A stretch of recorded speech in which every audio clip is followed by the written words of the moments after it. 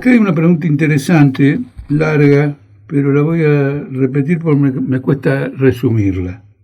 Estimado Jorge, mi pregunta es, un profesional universitario, por ejemplo un ingeniero civil o arquitecto, que trabaja para una empresa constructora y como parte de sus tareas tiene la de planificar, supervisar y controlar el trabajo de mano de obra intensivo de los obreros y demás personal especializado, electricistas, etc. ¿Se puede decir que forma parte de la clase obrera?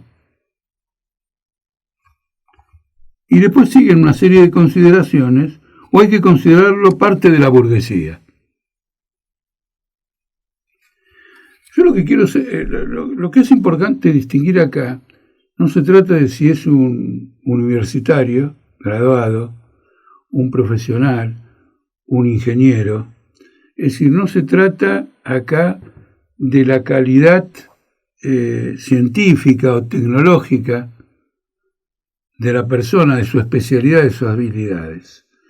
Acá de lo que se trata es de que todo problema de supervisión en una empresa tiene que ver con el control de los ritmos de trabajo, no solo de la calidad de la producción. Porque en una línea de montaje y en otra forma de división del trabajo de una empresa, hay un sector de verificación de calidad. No todo lo que se pone en un estante del supermercado fue lo que entró al supermercado de parte del proveedor. Hay cosas que se tiraron, porque no estaban.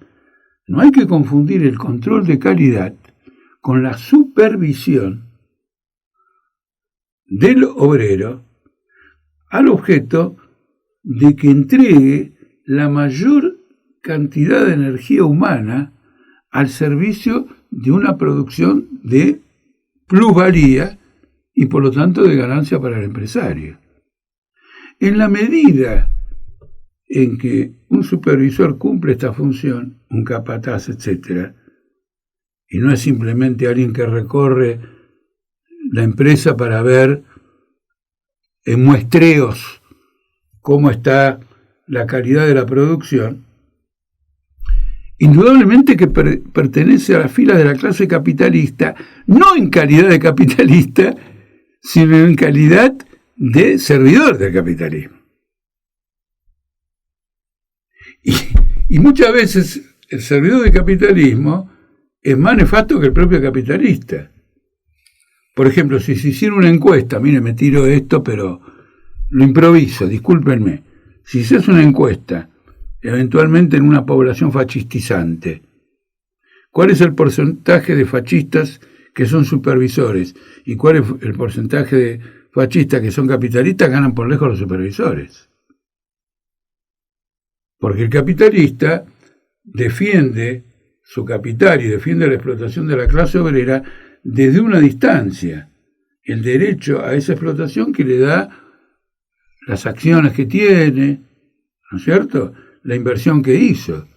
Ahora, el tete a tete, el cuerpo a cuerpo, como en un partido de fútbol, lo tienen los jugadores.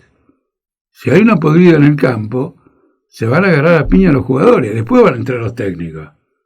Pero no va a empezar por los técnicos. Entonces, este punto tiene que quedar absolutamente claro. Ahora, ¿qué criterio o consideraciones deben hacer para delimitar en concreto una clase social de la otra? Es interesante, porque entre una clase social y la otra, en la sociedad efectiva, hay una serie de transiciones. Por ejemplo, hay trabajadores autónomos. Hay empresas que son manejadas por una familia. Uno puede decir que una empresa trabajada por una familia es capitalista, cometería un error. No está explotando el trabajo asalariado de nadie. Todo queda dentro de la... Casi diríamos que es una suerte de cooperativa, constituida por el papá, la mamá y los hijos, si se trata de una empresa familiar. Entonces, hay toda una serie de transiciones. Carlos Marx lo que advirtió es que con el desarrollo del capitalismo, esas transiciones tienden a desplazarse hacia los polos.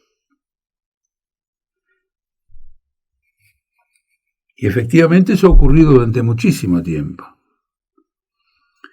Bajo la época capitalista presente, se produjeron algunas modificaciones.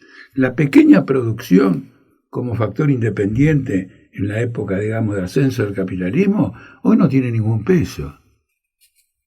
No tiene ningún peso. Cuando dicen que las pymes son la columna vertebral de todo, es mentira. Las pymes son la periferia de los grandes grupos económicos, porque la producción se tercerizó. Y lo que antes Techín hacía en su planta, ahora lo hace en un montón de plantas y solamente se queda con el núcleo más especializado, porque esto le permite evitar un conflicto sindical masivo y luego, al atomizar el proceso de la producción, le permite a las empresas que forman su periferia aplicar el trabajo informal, ese trabajo en negro, trabajar los sábados, trabajar los domingos, con mayor soltura que una gran empresa que está bajo la supervisión, del Estado, de los organismos públicos y de los propios sindicatos, con mayor visión. Además favorece la desindicalización. Entonces son parte del esquema capitalista. Luego hay toda una serie de sectores asalariados que por alguna circunstancia ganan más que la media de los obreros y ellos se sienten como parte de una clase social que no es obrera. Pero eso es un problema de una ilusión. Miren, el tema de la autopercepción, no lo vamos a tocar ahora, es todo un tema. Porque, ¿cómo distinguir entre lo que uno entiende de sí mismo, lo que es una ilusión o lo que es una realidad? Acá hay que verificarlo en los hechos en una práctica social. Es decir, que la percepción que uno tiene de sí mismo es social. Y eso pasa en todas las cosas. Y es socialmente que alguien elige ser de un género o de otro cuando eso está en conflicto en su vida personal.